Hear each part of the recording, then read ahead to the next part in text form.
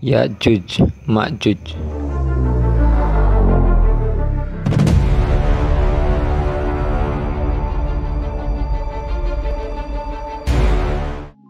Selama ini kita sering mendengar tentang Ya'juj dan Ma'juj sebagai salah satu ciri-ciri datangnya hari akhir. Pernyataan tentang Ya'juj dan Ma'juj sebagai salah satu tanda besar datangnya hari kiamat disebutkan dalam Al-Quran dan hadis Nabi. Maka tak heran jika ada berita telah ditemukannya tembok Ya'juj dan Ma'juj. Maka berita tersebut menjadi heboh, dan tak jarang keberadaan Ya'juj dan Ma'juj dan keterangannya hingga kini masih menjadi tanda tanya besar. Dan berikut ini adalah definisi tentang Ya'juj dan Ma'juj. Dalam literatur sejarah Islam, ada dua bangsa yang dikenal sebagai bangsa yang ganas dan perusak. Bangsa ini dinamakan Ya'juj dan Ma'juj. Di dalam Al-Quran sendiri, dua kata ini disebutkan sebanyak 2 kali, yaitu di dalam surah Al-Kahfi ayat 94 dan surat Al-Anbiya ayat 96. Selain itu, kisah tentang kaum ini pun terdapat di dalam ajaran agama Yahudi dan kitab Kejadian umat Kristiani. Kisah ini juga muncul di dalam banyak mitologi dan cerita rakyat, diantaranya legenda rakyat Britania Raya dan Irlandia. Ya'juj dan Ma'juj berasal dari bahasa Arab. Ya'juj yang berakar dari kata ujaj yang artinya mengering dan mengeras. Tetapi ada juga yang menyebut berasal dari kata al-aj yang artinya ketika musuh datang dengan sangat cepat. Sedangkan Ma'juj berasal dari kata ma'aja yang artinya goncang. Menurut para ulama sepakat, Ya'juj dan Ma'juj memiliki arti mengering dan mengeras secara natural, dan ketika mereka datang dengan cepat dan tergesa-gesa akan membuat keadaan goncang. Kemudian tak ada orang yang sanggup menghadapi mereka, maka harus lari dari mereka.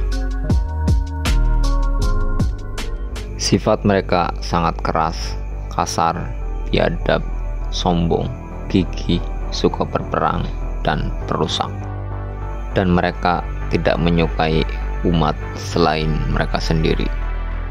Ibnu Katsir mengatakan bahwa mereka adalah keturunan Adam, yaitu dari keturunan Nuh, dari anak keturunan Yafid, yaitu nenek moyang bangsa Tur.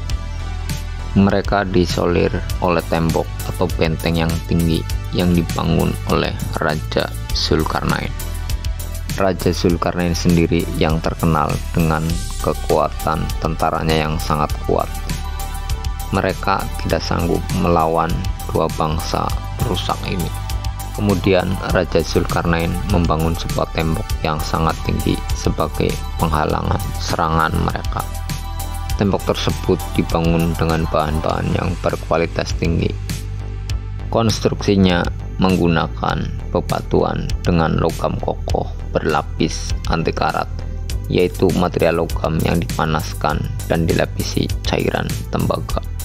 Jadi konstruksi tembok berlapis tembaga itu bukanlah lempengan besi tipis, melainkan konstruksi balok-balok besi yang mampu menahan air maupun benturan keras dari dalam. Allah Subhanahu wa Ta'ala menyebutkan jika tembok tersebut tidak bisa dihancurkan, dan Allah Subhanahu wa Ta'ala berjanji akan menghancurkan tembok tersebut suatu saat nanti tanpa campur tangan manusia. Maka jika ada kabar mengenai tembok Ya'juj Ma'juj berlubang atau telah hancur, ini adalah jauh dari kebenaran. Alasan yang pertama, Ya'juj Ma'juj merupakan sosok makhluk akhir zaman yang akan muncul setelah munculnya Dajjal dan turunnya Nabi Isa alaihissalam. Yang kedua, hanya Allah Subhanahu wa Ta'ala yang bisa menghancurkan tembok tersebut. Dengan kata lain, tembok tersebut akan hancur hanya dengan kuasa Allah Subhanahu wa Ta'ala. Yajuj dan Majuj memiliki ciri-ciri yang sangat sulit dijelaskan dalam berbagai hadis, yaitu seperti orang-orang sejenis dari kalangan bangsa Tur. Mereka adalah orang-orang non-Arab yang bicaranya tidak fasih.